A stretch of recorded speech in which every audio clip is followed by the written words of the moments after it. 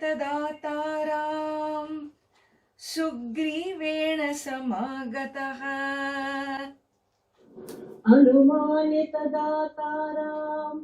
सुग्रीवेण समागतः निजघान च तत्रैनं शरेणैकेन राघवः निजघान च तत्रैनं शरणैकेन राघवः ततः सुग्रीववचनात् हत्वा वालिनमाहवे ततः सुग्रीववचनात् धत्वा वालिनमाहवे सुग्रीवमेव तद्राज्ये राघव प्रत्यपादयत् सुग्रीवमेव तद्राज्ये राघवः प्रत्यपादयत्. So we have seen up to here. This is where Samkshepa Ramayanam is Samkshepa. It is brief. It's a summary, and so it stops at this point where Vali's death on account of Sugriva has happened, and the next line is Sugriva gets installed as the king of Kishkinda. And then what happened during those quiet months, those 4 months of the rainy season followed by Sharad Ritu, where Sugriva was merrily living his life in the cave, in his Rajyam with his comforts and his queens and whatnot. That portion is of course not given here in the Samkshepa Ramayanam, but we have looked into it in quite a bit of detail with Valmiki Ramayana. And so here, the next, in that conversation with Lakshmana entering Kishkinda on the request of Sri Rama to go and remind Sugriva of his promise, and if he refuses to do the needful, then we meet in the war front. So this kind of a statement which makes Lakshmana furious at Sugriva, and he goes there, and you saw in the last session how Tara really pacifies him. It is really a very beautiful dialogue we saw between Tara and Lakshmana, in which Tara acknowledges the slip, acknowledges the lag, acknowledges the recklessness, the negligence on the part of King Sugriva. She acknowledges. She also acknowledges that this has all happened because of sensory indulgence, because of which, and she has also been a party to that. But then when even human beings tend to get swayed away, not only humans, even when sometimes sages get swayed, what to talk of, Shakha Mrigaha, what to talk of the animal world. And so there is nothing, it doesn't justify your anger, Lakshmana. She really beautifully makes him see that we have made a mistake, I accept, but you have no reason to be so furious at him who is like your brother, who you have extended friendship in, and you are a person of wisdom. Well, there is no comparison between the human and the Vanaras, and therefore why are you so upset? It is not becoming of you. Well, in that language, she ends up pacifying Lakshmana. And Lakshmana, when he enters the calmer now when he enters Sugriva's chambers. He was calm, now calmer when he entered, but again when he sees him with his clan of his harem of Vanara Devis, he is again upset. And that's when Sugriva jumps down his throne with the others, and they seek forgiveness for what has happened, and they have really made up. The situation changes, and Sugriva acknowledges, saying, if I have made any transgression, please, out of love, out of compassion, out of your confidence you had in me, please forgive me, and I am all yours. And thus, when Lakshmana hears, all he needed to was hear these words from Sugriva. He is pleased and says to him, well, you are so humble. You have a humility to admit, despite being a king, may all be well, and really forgive me also for my harsh words towards you, and let us now move on to do the needful.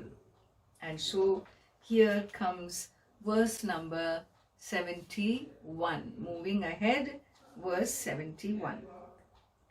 Sacha sarvan samaniya vanaran vanararshabha Sacha sarvan samaniya vanaran vanararshabha disha prasthapayamasa didrikshurjanakatmajan.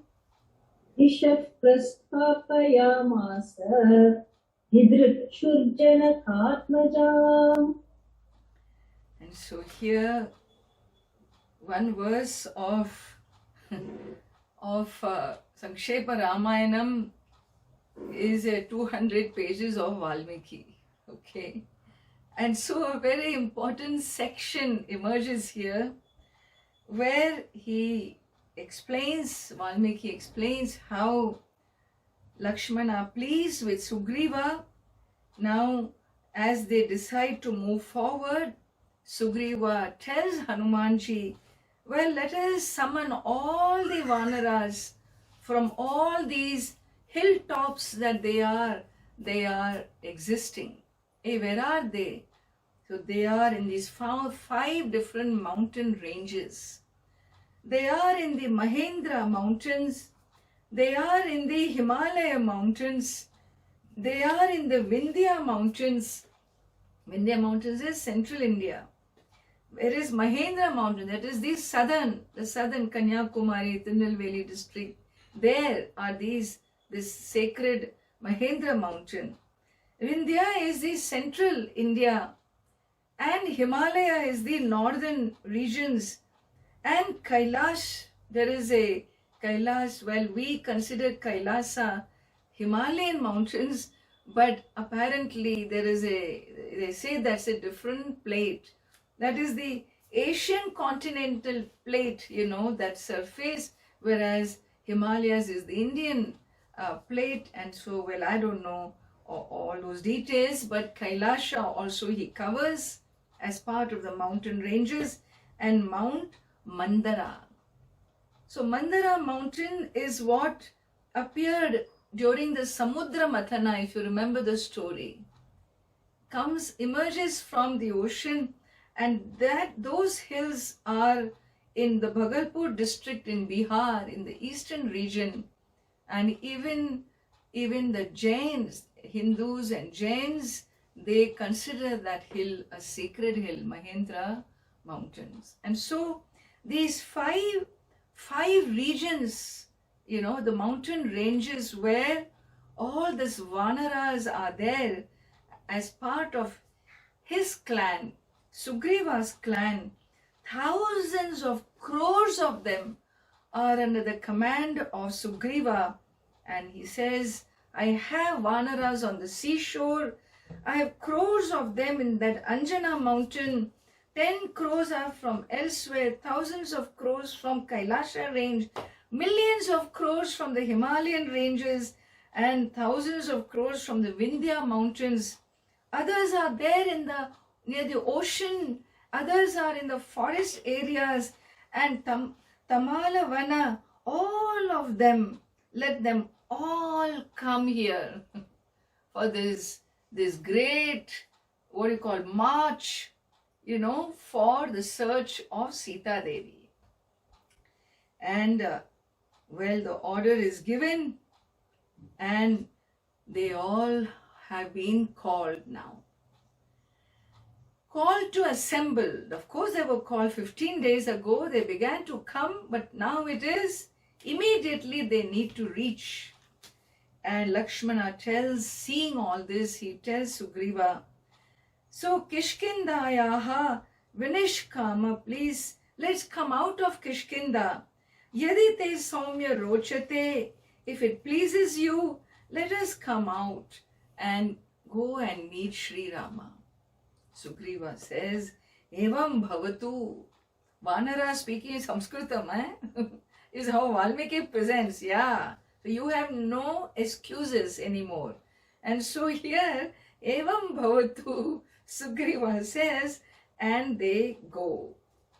How do they go? He's a king. And so he calls for his palanquin, and they mount it, and they leave for Sri Rama's place. Well, all the Vanaras also come and assemble there one by one. Well, Sugriva, when he sees Sri Rama, he falls at his feet and really seeking to seek his forgiveness. He sits on the ground, and Sri Rama embraces him and tells him about the duties of a king. What are the duties of a king? And Sugriva announces proudly, well, yes, I have done my part. All these Vanaras and the baboons and the bears, crores of them are arriving, and they will kill Ravana. Once they come, they are very, very skilled. In the ocean, on the land, they are very skilled beings. Well, Sri Rama is pleased with him and tells him, Suhrun Mitram Sahayam Kartum Arhasi. You are really a good friend, who has now extended in helping. And so with this, suddenly as they are talking, the skies become dark. So much dust has risen in the air that the skies become dark. And why have all this dust risen in the air? Because crores and crores of Vanaras arrive. Where the two of them are talking, millions of them appear. Shatabali, all significant Vanaras. Sushena, who is the father of Tara, and Tara, who is the father of Ruma. Kesari, who was the father of Hanumanji. Gavaksha, the lord of the baboons. Dhumra, Panasa, Neela, Gavaya, Darimukha, Mainda, Dvividha, Gaja, Jambavan, the king of the bears. Rumana, Gandhamadana, Angada, Tara, Indrajanu, Rambha, Durmukha, Hanuman, Nala, Dadimukha, Sharabha, Kumuda, Vanhi, Ramha. You want to know more? The list goes on and on. Valmiki names each one of them. These were the different clans of the Vanaras. Don't just keep calling these monkey and then, belittling the whole process here. These are special beings that have descended to be the team of Sri Rama, and so time has come now. Time has come. Many of the demons have been destroyed single-handed by Sri Rama. Now the team is arriving to do the final stroke, to give the final stroke of this avatara. And so crores of Vanaras reach there, and all of them jumping, growling, tree to tree moving, and then they're arriving at the near their king and Sugriva, and so they some sit on the earth, some stand with folded hands, some offer fruits to the king, and thus they all come and wait on them. Sugriva tells Sri Rama, well, all my chieftains have arrived with their followers and they are all ferocious. All that's waiting is your orders, Sri Rama. Sri Rama tells him, well, what needs to be done is first to find out whether Vaidehi is alive or not. Nyayatam Saumya Vaidehi Yadi Jivati Va Nava. Is she alive or not? Let us find out, number one. And number two, such a Desha Mahapragne Yasmin Vasati Ravana. And we need to find out which is that place, country, where this Ravana lives. We need to find out. That's the indication given by Jatayu, remember? And so where he is, we need to find out. Once the above is done, then Prata Kalam Vidhasyami. I will do the needful in the opportune time, at the right time. Neither Lakshmana or I can really send these Vanaras out. Sugriva, you are the king. You need to direct them to really start the search for Sita Devi. And so Sugriva speaks to the Vanaras. And what does he say? Amazing knowledge of the geography of Bharat Desha. Amazing. It is just the most fascinating, one of the most fascinating sections in Kishkinda Kanda. Sugriva goes all out, and he not only gives the geography of Bharat at that time, you also get to understand, when you read this, you get to understand how much the subtler worlds were there in these regions, some of these regions. The subtler energies in pristine lands where human intervention was not there. They were occupied by the celestial worlds, by the higher worlds, and all that is part of Sugriva's dialogue.